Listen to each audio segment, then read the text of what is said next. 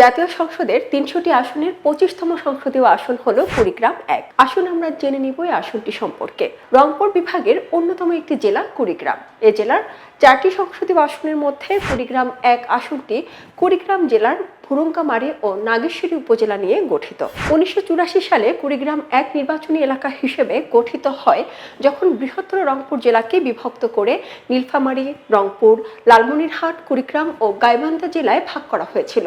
নির্বাচন কমিশনের ওয়েবসাইটের তথ্য মতে দ্বাদশ জাতীয় নির্বাচনে এই আসনে মোট ভোটার ৫,২৯,১৬৩, যার মধ্যে পুরুষ ভোটার ২,৬৩,২৫৩, নারী ভোটার ২,৬৫,৯০৭, তৃতীয় লিঙ্গ ভোটার ৩ এবং মোট ভোট কেন্দ্র ২২৯।